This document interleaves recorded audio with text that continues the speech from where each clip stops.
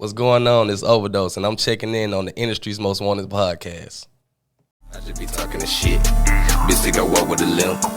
You know I keep me a grip. Rolling it fresh out the silk. I'm on that bitch and I'm swerving. Doing the dash and it's work.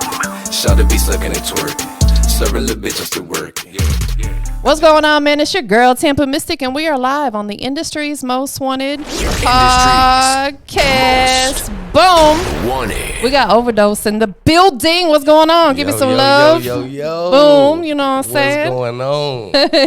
We've been trying to get this done for a little minute. Man. Now is the time. Yes, timing is everything. Facts, man. You came over the river and through the woods to get here today. Man, country living. Nothing wrong with that, man. Introduce yourself. So, I go by Overdose. Shoot, what more is there to say? Out of sight, out of mind, but I'm back. Just know that. Facts, man. That's what it's all about. People got to understand how music became your passion, though. It's important that they understand and respect the journey. Where did you grow up at? Decatur. Okay, where it's by greater? the way of Stone Mountain. Okay. Can't forget the mound, you know what I'm saying? Can't forget the mound. Like, it'll kill me. Like, hey, bro. Right. Exactly. Absolutely. Was music always a passion for you coming up as a youngin'? You know what? To be honest, it was. But it wasn't like I put it out there. Not until maybe like high school, I started like actually writing. I used to carry around not a traditional notebook, but I had like the 3-prong binder I got with you. the paper in Yeah, it. yeah. I could hide it with my homework and all that stuff whenever I got time to. If I got thoughts, let me just scroll. So but I really want to say it's like I say, it's always been a passion. So has been barbering, you know what I'm saying? So it's like, I guess both go hand in hand, because where I'm at now in life, it's more like the barbering, that's the breadwinner. Yeah. Sometimes people don't understand, like, you can follow your dreams, you can follow your passion, but it may not financially pay off at first. 100% it won't. So instead of me going to college after high school, I just kept writing, and I started going to barber school. Probably was in there for about a year and a half. Once I got done with that, I'm in the shop. So now I got time to work on my passion, my dream at the same time, and still make money and have that freedom if, I need to do anything else outside of that. Yeah. So it just went hand in hand and took off from there. How long you been a barber? I'm OG now. About 18 years, 19 years. Whoa. Yeah. You've been doing it a long time. So you like a master barber? Yes, licensed and everything. So let me ask you this. As a barber, I know that when I lived in Florida, the guy that used to cut my hair, he was like a master barber and beautician. He did men and women's hair. He did black, white, and everything in between. He continually went to like these expos and other stuff to find out the latest and greatest of hairstyles and stuff. Is that something that you have to keep up with? Well, yeah. And yeah. Well, it's so many people in the world, so many, different hair textures. Yeah. Like, you got to be on the up and up, you know what I'm saying? It's always a new style. Yeah. Like, you could take an old style, reinvent it, and give it a new name. And it's like, so you want this? You want the temp fade? Okay, I got you. No problem. But,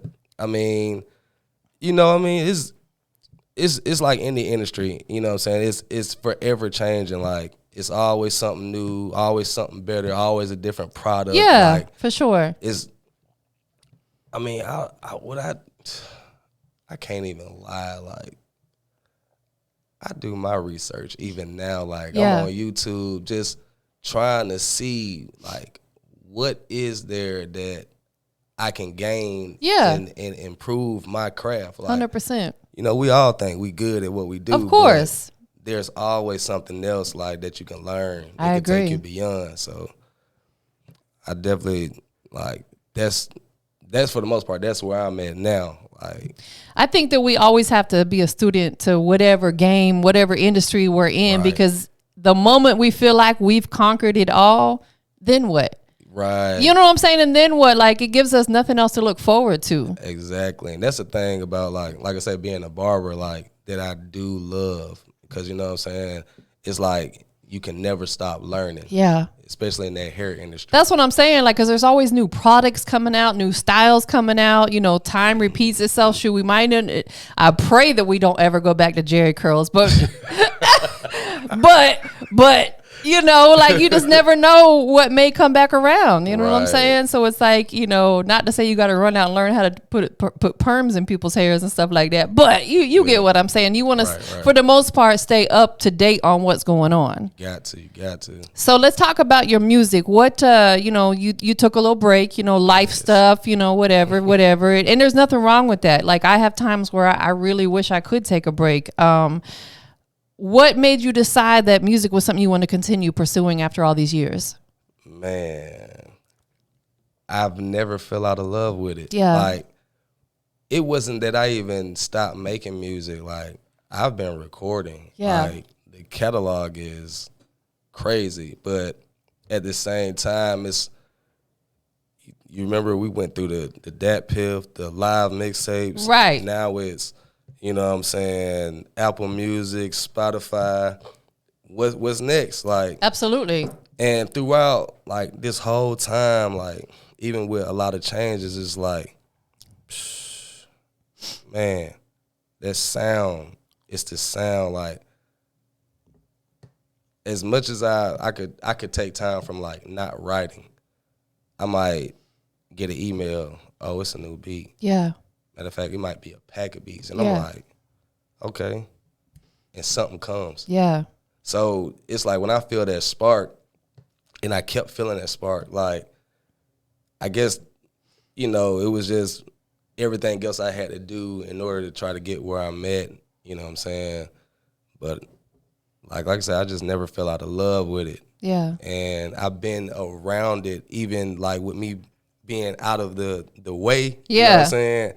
I've been around it. You never lost full touch with it. Right. Like, I get it. I might pop out and go to Bonfire or, you know what I'm saying, come to one of your showcases. Yeah. Just, oh, dang, what you doing in here? Like, but it's just, I always kept my ear to it because at the same time, like, whatever sounds out now may be different in the next year. Of course, yeah. And then there's a new door that opens. No, absolutely. And I think that's what keeps us so intrigued is because of the fact that we're always enhancing what we have going on. It's not necessarily about always changing. It's just about enhancing what you already have going on, whether it be your sound or, you know, buying a better camera or whatever it is. You know what I'm saying? Keeping the recipe the same, just enhancing it per se. For people who haven't heard the music from Ovadoze, you know, without boxing yourself in, describe your style. Man, versatile. Yeah. Like, it's the cadence. Yeah. You know what I'm saying? For me, like, you know, I've always been big on, like, melodies and heavy bass, but I think the cadence that it kind of just, it brings everything all together. Like, you got that sound, like, everybody don't have, you know, the same cadence. Everybody doesn't have the same voice. Facts. So you may sing a little different than somebody else, but whatever you know what I'm saying, when it connects, it just connects. Yeah. So I feel like from To the Limit to now, man, I always kept that cadence. Yeah. Changed it up a little bit, you know what I'm saying? But for the most part, like, it's just the versatility that I would say that, you know what I'm saying, I bring. Yeah. I don't know how else to describe it. No, that's a great answer. Let's just pay homage real quick. And I'm not talking about no big celebrity artists. I'm talking about, you know, maybe artists that you've seen in the Atlanta area rise up, you know, because that's got to be motivation, seeing other artists that are your peers per se, that they're at the same level, but you've seen them rise up. Who are a couple artists that's inspired you like that? Off top, I'm just going to throw it out there. Clay James. Yeah. Michael Montana. Yeah. Lil Donald. Lil Donald. Did I sound just like him? That's my boy. Yeah, Lil Donald. You know, FLY, Day Day, shoot, Pastor Troy. Yeah. Man, throwback, you know what I'm saying? 1017 throwback. Yeah. Smooth ATL. Man. It's been some good ones. And then, of course, we've got people like, shout out to Lotto, who made it super big. She's a mega superstar. Like, that's crazy. Yeah. Because, like, we seen that back then. She was performing at my showcases when she was like 15 years old. Right, her dad had to come get her in. Like, that's what I love seeing that elevation. Man, who would have known though? Like, right. you never know, especially out here. Like, absolutely, everybody gravitates to what's what. You know what I'm saying? Like, if you got it, you got it. There's no denying it. Absolutely. So what are some of the things that Ovadoze is doing to make sure that you're staying tapped in with the people who are really supporting you? Man, you know, I'm definitely on social media every day talking shit. Yeah. But just really like, especially like with when it comes to like dropping the music, I'm kind of still like, I might shoot you a text or, you know, besides the emails, I might hop in your DM like, hey, you know what I'm saying, check this out. Yeah. Facebook as well. Like, Facebook is a little more personal. Absolutely, I agree. For me, especially, like, so it kind of helps me tap in with the people that live in my area, people that I grew up with. Yeah. Like, that may not even necessarily be into the music industry. Right. Or other social media platforms as well. Right. You know, a lot of people still kind of old school. Like, I don't want my face out there. Yeah. So, you know, I think Facebook is one of the things that has helped me build a actual like core fan base or audience. Right. I agree. Man, shout out to GOE Entertainment, my boy Quan Jeezy out of Covington. It's like I can't even stretch it. Like, even when I'm just chilling, like, bro will hit me up. You know what I'm saying? Like, hey, you want to come perform here? I got such and such club, or you can come open up for, you know what I'm saying? Yeah. So that's one person I can really say like has helped me stay connected also with, you know what I'm saying, the area, the whole east side. Like, facts. If he has a venue, he makes sure he hit me up. Like, you know what I'm saying? You in there doing your thing. Yeah, so like I say, you know, it still gives me opportunity also to pop out and let people see that, hey, oh, he's still doing this thing. Okay. Yeah. So that's one thing I could say, you know what I'm saying? So of all the years that you've been doing music, you know, how long would you say you've been doing music, you know, where you've really been taking it seriously? I kind of started recording like 2008, but I want to really say like 2010, 2011. So more than a decade. Yeah. Over the last decade of doing this, what's been the most positive change that you've seen come within music? As a whole, like the music industry as a whole? The emergence of independent artists, being able to be your own person, your own brand. Like, I remember, like I say, you know, taking it back to the live mixtape days where you had to have like a DJ. Yeah. You don't have to have a DJ now. That's you right. Have, you know what I'm saying? I don't want to give too much game, but no, you're absolutely right though. You know what I'm saying? You can upload or create your own LLC and be your own boss, be your own, you know what I'm saying, your own company, and do the same things that you had to go to certain people for years ago. Yeah, that's a great answer. That was a really, really great answer, and that's exactly what I was looking for, because you're right, with the DSPs, people, as an artist, you can be your own label now. Right. You can do your own distribution. You don't have to go to someone else. Right. You know, you do have to go to the distribution company, but you do it yourself. Right. Pay your little $40 a year or whatever it is that they charge, and boom, you can upload unlimited music and not have to wait around on anybody else to help you get it out there. Right, and that's kind of crazy, because I remember where we were searching for platforms to, like I say, just to put our music out there so people could hear it beyond just our friends. Exactly. Like SoundCloud was Reverb Nation. Man. Those were like the starting points, you know? I think I still got a Reverb Nation account. These youngins be like, Reverb Nation, what is that? Right. But Reverb was like, if you really think about it, like that premier platform to like, if you even wanted to kind of like book shows and give you EPKs, all that stuff, it was everything in one. Yeah, absolutely. Exactly. You're right. I think they need to have more sites still like that are relevant today. You know what I'm saying? Because you're right. I guess Spotify, you can put your bio and stuff on there, but Spotify's now it's a platform that not everybody uses because I pay for Apple Music. I don't pay for Spotify. There's no reason for me to pay for multiple ones. You get what I'm saying?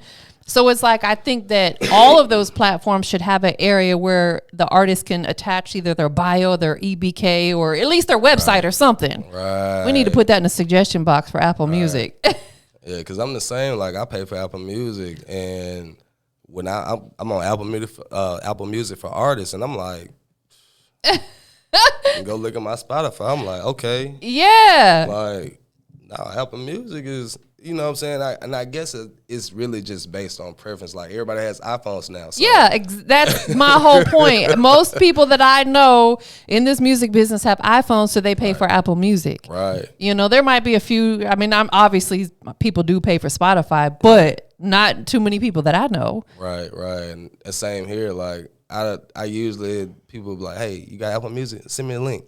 Okay, cool. I could text that easy. No, for real. I get people who send me the Spotify link. I'm like, I can't do nothing with that because I don't subscribe to Spotify. You know, they should have a Linktree link with all of their platforms on there.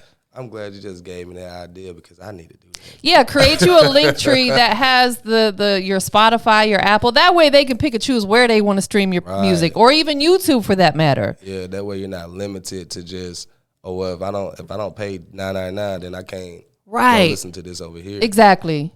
Yeah, so man, I appreciate that, Jim. Yeah, get you a Linktree. That's the link in your bio. Out of all the music that you have released on the DSPs, which song is the most personal to Overdose? In My Defense. Talk to us about it. You knew that one quick. Yeah.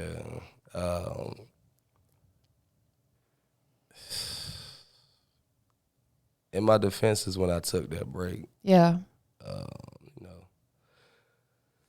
dealing with the death of my son, death of my grandmother.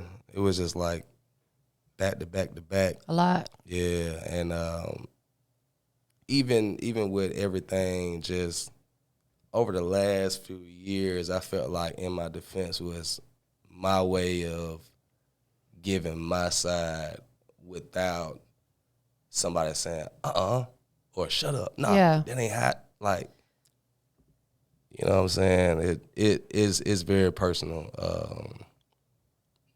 But it's a crazy beat, crazy song. It's just like, I just had to get that off my chest, you know what I'm saying? Yeah, it's almost like an anxiety release because when you lose people close to you, it causes a tremendous amount of anxiety. Right. And we have to find a way to be able to lift that, and it sounds like you were able to do that through your music. Man, I did. You know, I probably listen to that song at least twice a day. You know what I'm saying? Just throughout whatever I'm doing. I don't know if it's because it's the beat or me just being a fan of that song, like taking myself out of it personally. Like, if I was somebody in the audience, like, I'd be like, okay, yeah, that's the one. Like, that's the one that will make me connect with the artist. Right, absolutely. That people can resonate with it. Right, and like I said, I just had to get it off my chest. I'm glad I did. It was a long time coming. Like, you know, as artists, we be focused on that hit. Yeah. Like, them hits gonna come. Facts. And sometimes those type of songs can be hits. Because the most amount of people will resonate to that, because everybody goes through trauma in their life, right? Whether it's personally to themselves or they lose a loved one or a child or a mother or a grandmother. Like, that's all trauma that we endure in our life. And that's what it is. I never kind of looked at it as like me releasing trauma. Or that's, man. Hey man, you got a degree in psychology or something? You know, it's funny because I say that, and I've been asking that more and more lately, because I was sharing with my doctor that I've been experiencing a lot of anxiety since my mom passed away, right? And it goes from social anxiety to where I can't fall asleep at night just because I've always got stuff on my mind. And what he suggested to me is all those thoughts that I'm having and all these scenarios, he's like, start writing them down. You got to get them out of your mind and your body, but you're putting them in a safe space. You're putting it on a piece of paper. Right. I was like, you know what? That's no different than an artist putting a song together. Right. That's why I've been asking that, more and more lately, because I'm like, a lot of people don't think about that. Wow. We have to release that, because if we carry it around, we're going to end up in a depressed state. You know what I'm saying? Yeah. That's why a lot of people get depressed or end up on meds and stuff, because they're carrying that around with them. Right. That's crazy. You're right. You're completely right. Do you still get emotional when you listen to that song sometimes? Yeah. Because it's always a soft spot, like, especially for, like, what I'm saying, what I was talking about and the people mentioned in the song. So, yeah, I'm not shedding a tear, but, like, It's okay if you do. Oh, man. It's okay if you do. Ain't no one here to judge you. I'm not saying right this very second, but I'm saying behind closed doors, if you cry a little bit, I don't think it makes you less of a man. I think it's of course not. But I definitely have a soft spot. You know what I'm saying, for the people that I mentioned in the song and certain situations. So yeah. So you've pushed through a lot. What are some of the things now that you've been able to release some of that anxiety and put it through your music, and, just taking some time for yourself from this day forward, this new chapter in your life per se? What can we expect from you? Man, a lot. Like, seriously, it's a lot of stuff that I'm working on behind the scenes. Shout out to my brothers, I'm saying, Global. They got a lot of stuff going on. My actual brother is an artist now. He's doing his thing, so we've been working together on a few things. I'm just ready to at least get back to what I was doing before. Like, sometimes, like you say, you don't never lose the passion, but you just got so many obstacles in your way. Yeah. So now that a lot of that stuff is, past tense, I'm ready to just hop back out there and see where it goes. Yeah. Like, really hit the ground running again. Right. Yeah. And it feels like I'm starting over. Yeah. Even though it's like I'm technically not, but I understand. With the way, this isn't 5-6 years ago, even 3 years ago, it's a lot of stuff is different. So right. I gotta try to attack each avenue with a different mindset. Fortunately, with this time, you, like you said, you kind of feel like you're starting over. You understand this music business probably a lot better than before. Right. So it's like, jumping back out there now, I think you have a big advantage. Man, I think so as well.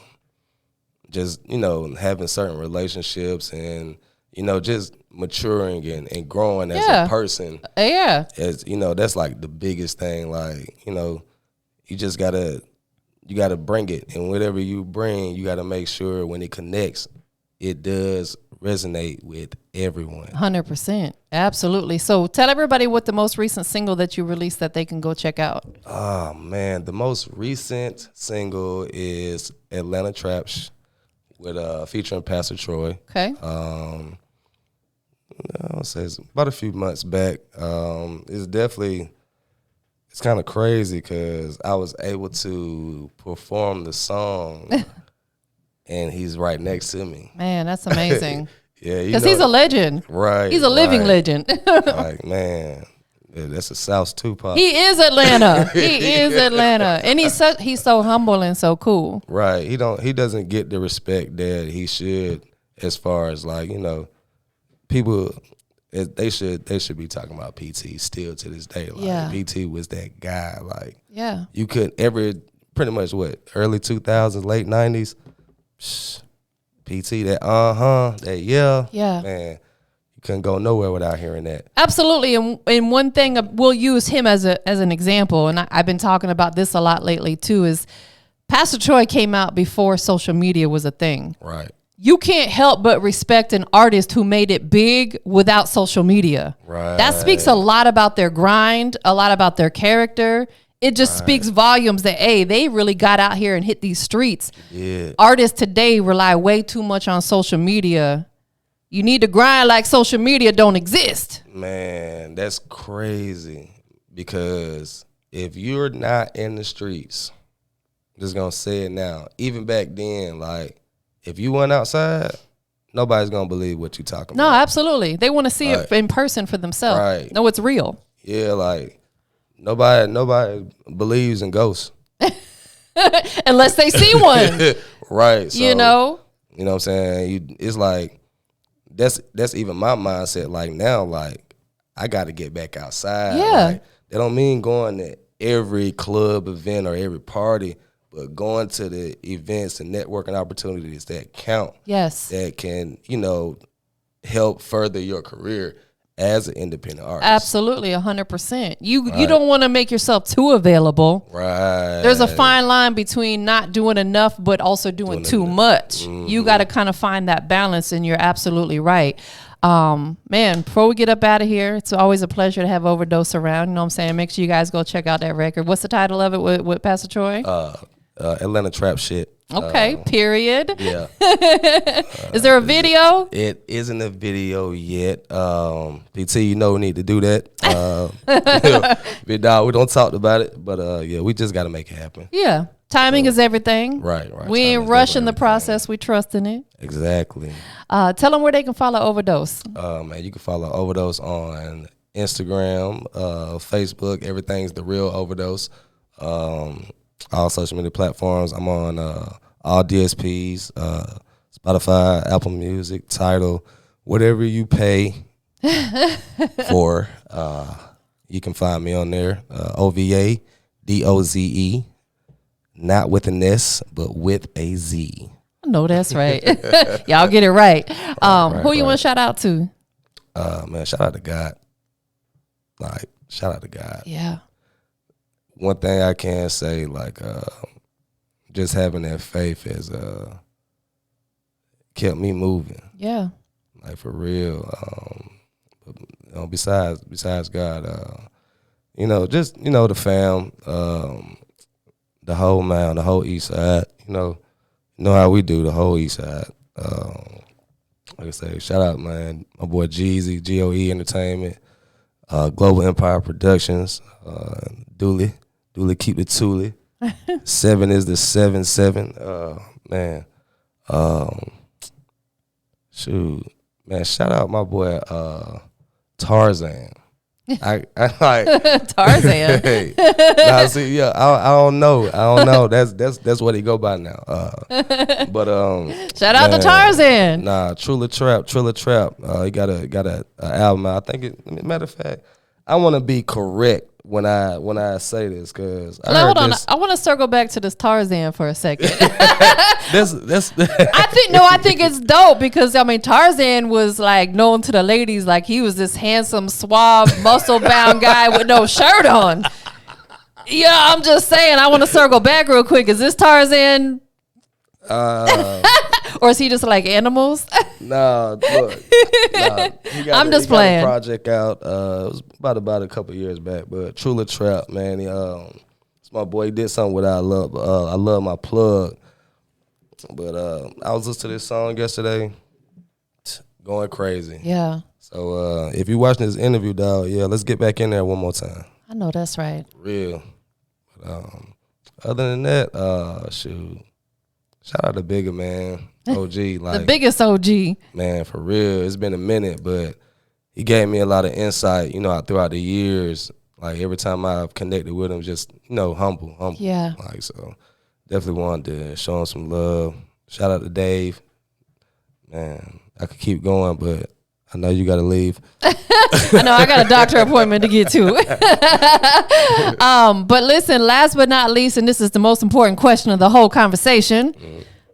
Industry. We live, Industry's Most Wanted. Overdose in the building.